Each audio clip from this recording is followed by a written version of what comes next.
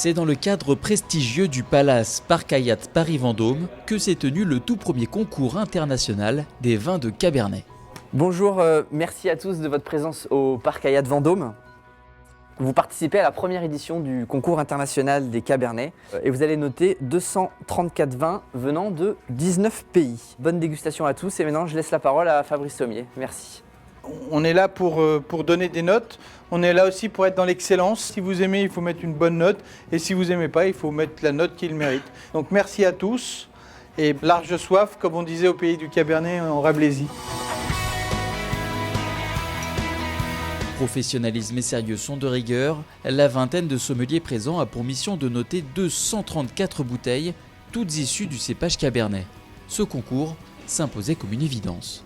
C'est vrai que les Cabernets jusqu'à présent n'avaient pas leur propre concours. On sait qu'il y a des concours qui existent déjà sur des cépages comme les Muscat, le Gamay, la Syrah. L'idée de faire un concours sur les Cabernets, c'est parce que les Cabernets sont quand même les cépages les plus plantés au monde. Cabernet Sauvignon, Cabernet Franc. Puis il y en a d'autres qu'on connaît moins, Cabernet d'Orio. Voilà, donc c'était d'essayer de faire une confrontation, une sélection, de récompenser les meilleurs vins à partir de ces cépages. Des vins en provenance de 19 pays différents, la moitié des bouteilles présentes sur les tables est étrangère.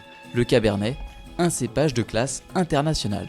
Bien sûr, on parle des Cabernets, c'est un cépage super important. Et même en Italie, on fait des bons Cabernets, bien sûr. Et en France, bien sûr. Chaque table réunit 3 sommeliers avec des sensibilités différentes. On a une bouche un peu plus fraîche quand même. Hein. On a une acidité qui est là, mais l'amertume qui casse derrière cette longueur.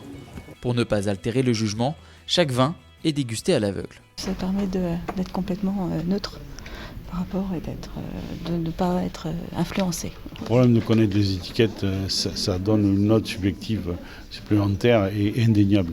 Ces cabernets sont notés sur des critères traditionnels de vue, de nez et de bouche, ainsi que l'harmonie générale. Les vins obtenant une note suffisamment élevée recevront une médaille.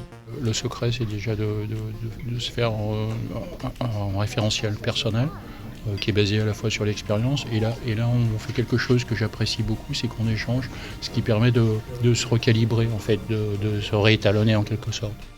Si le concours est important pour les producteurs et la reconnaissance de leur travail, il l'est tout autant pour ces sommeliers venus des 4 coins de l'Hexagone. L'objectif est bien sûr de dénicher la bonne bouteille. On trouve des vins qu'on ne connaît pas, en particulier les Cabernets blancs qui ne sont pas très connus. Et puis il y a quand même une assez intéressante diversité de styles. Nous d'ailleurs à table, avec les jurys avec qui j'étais, on s'est dit tiens on va se noter 2-3 numéros pour repérer à la fin la référence et le vin que c'est pour pouvoir peut-être effectivement les travailler à travers nos établissements.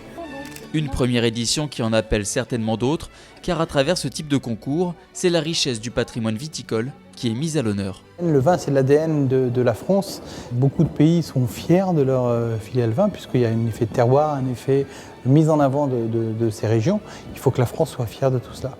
Et je pense que c'est aussi par ces concours qu'on peut amener les gens à réfléchir un peu différemment. Et pour finir en beauté, un jury spécial a dû choisir parmi les 2 meilleures bouteilles de chaque table la grande gagnante du concours. Et haut la main, c'est un Cabernet portugais qui l'emporte. 2009.